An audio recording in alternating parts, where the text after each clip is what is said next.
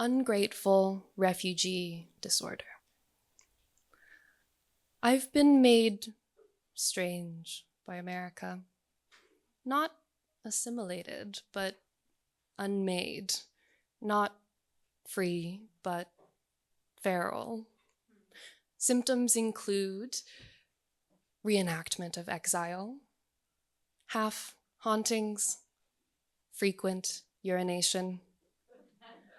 According to the internet, this disease is treatable by spiritual professional.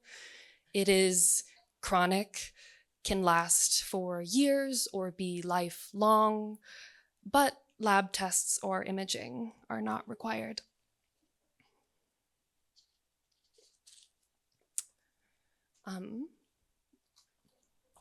Our next reader really inspired me to write about monuments. I was prompted to write about monuments. We were thinking a lot about Gabrielle Seville's series,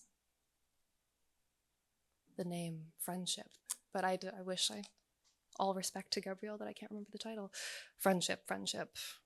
Collaboration. What is poetry without friendship and collaboration? And everything that London shared at the start of this. On monuments. Okay. Haptic. I am curled inside a bubble, iridescent shrimp, plump prawn floating on an easterly wind to you. I left Katz's modern Berkeley trash heap with 2 lithographs, thin fibery paper mounted on foam board with printed English translations. Yignam has gained complete victory on April 30th, 1975, and both the North and South head towards socialism.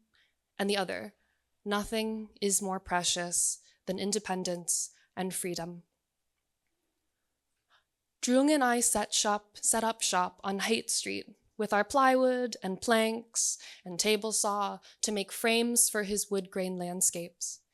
Angle cuts and loose thumbs squinting through sawdust as we disrupt metered hippie civility.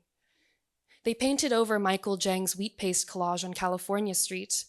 I am thinking of my monuments, not of concrete, but that which recedes itself in eternal cycles, those whom they forget to name, our plant friends, our kin. Those leaves that tell us who we are, they are our names, their taste, my name, their stain, my name. My lover is crushing rose petals to dust with svelte fingers, fluid wrist rising with each breath from the mountain range of the bed. In sleep, their hand wanders, the fingers breathe like branching clauses. The tendermost places, the supple, life-giving places, the inside elbow of earth, the mother that has so blessed those places, desecrated, ruptured by misplaced grief. Touch it. Be touched. We touch history every day. I was born an animal, sought to be civilized, now endeavor to return to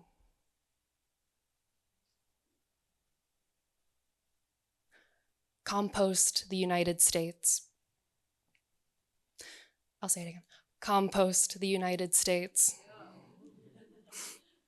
The Bay Area is the ass crack of the United States. And from its decadent shit, the witches, the alchemists, the poets, the multi-channel site-specific film installation artists, yes, especially them, I'm so serious, guys, especially them. Compost the king. By candlelight, he burned the wick of his heart, and the king ate away his life force until he was a strange, waxy shape. With his lit flame, he shaped the scarred arteries of our automotive architecture, and now he asks, as smog blankets the fledgling trees they plant in regret, what was it all for? By candlelight, the night of Loma Prieta, he studied for his exams. By candlelight in the church of St. Felicitas, I asked you to keep him here, selfish with daughterly grief. I just have one more question. The fault line. San Andreas, Hayward, 1989. Borders of the topography of my body, this land, the unlit, dormant threat of total collapse. Anywhere, anytime. Yes, tomorrow. Let it be tomorrow. God, where will I find my mom in the collapse? Where will I find my sisters? Where will the water flow? But God, if it all came to a halt, would the wars stop? Would the pain shudder and shudder, at least until the screech of forsaken pain trickles down the stone steps of the temple of the word? The unseen. The dead hold hands with the living. From north to south, the mountains and rivers united in hand and heart. Jin Komsung. What the fecal brotherhood of idiots and those crusty, ignoble assholes don't understand is that spirit is on our side. Every one of us you kill, another two are born of the dead's eyes. Our fire, our water, our breath, our bones like tree limbs, my poetry. I am a creature of the water. The brackish runoff of Alameda Island glints iridescent off my scales. My gills immune to infection, but my webbing's prone to algal adornments. A tail with two snake heads. A river of fire flows through the fault lines of my birth.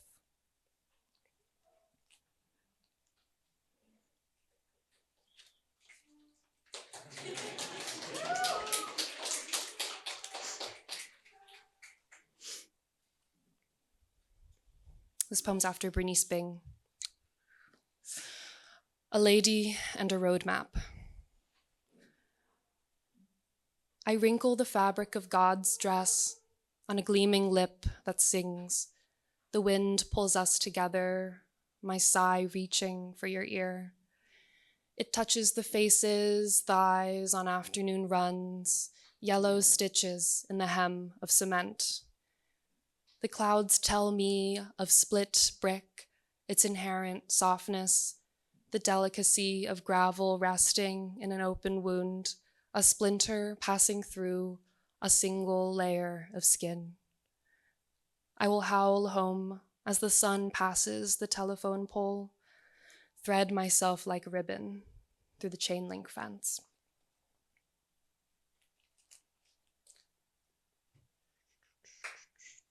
Sure.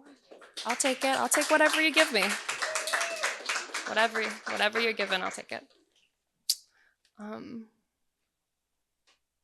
recently repaired my grandpa's old typewriter, which is like the last thing he left me, but took me 3 years to bring it to Berkeley Typewriter. And I do believe that I was swindled out of a generous sum of cash that I had not expected. I talked to Jung, my mentor, afterwards, and he was like, I could have done that. And I'm like, you're just saying that, but it's okay.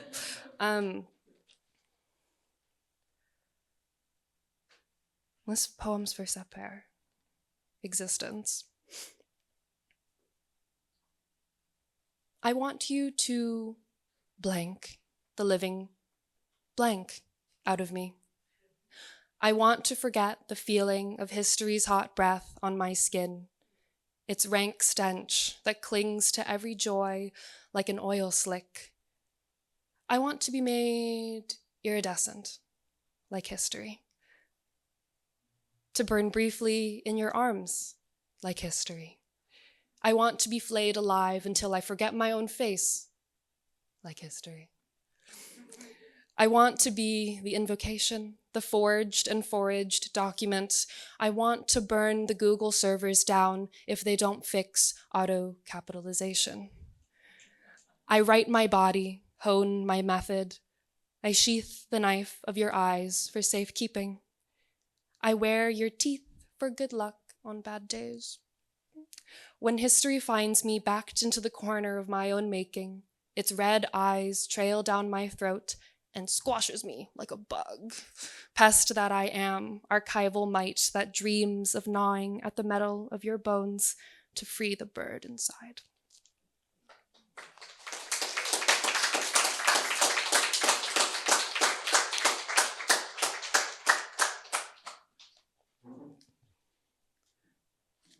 "10 minutes feels like forever up here, but I do love the sound of my own voice right now, so it's a great mic. Thank you to the library. Thank you. Okay, this is my last poem. Oh, in honor of Cancer season, as we travel the waves of pleasure wave by wave to the depths of the deep dark sea.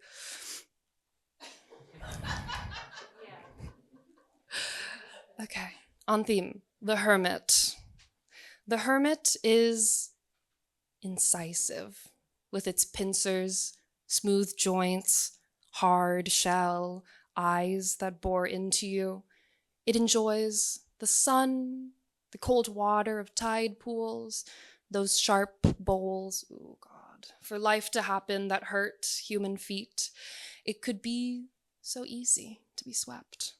The current taking you down, down, but the hermit finds its way back, crawling up the sandbanks.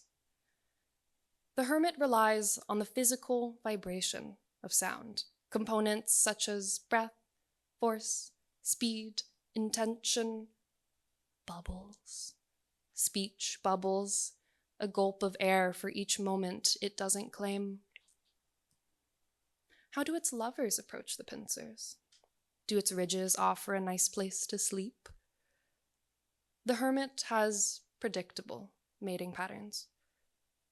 It sits in the tide pools, waiting. Then it roams the seabeds for a moment of dark quiet. Sometimes it walks into the dry sand and screams for someone. The hermit never forgets who it loves. In the tide pools, the hermit sleeps on a bed of shells its lovers grew out of, sea glass for those who believed in dreams, skipping stones for the next time they meet by the shore, or never, unless the tide brings them back. What if the hermit isn't at the tide pools when they return? Would they see the altar and know, more than anything, that they were known? A speech bubble nestles itself under a seaweed leaf, glimmering. They press their mouth to it, wish for the thing, and watch it rise to the surface.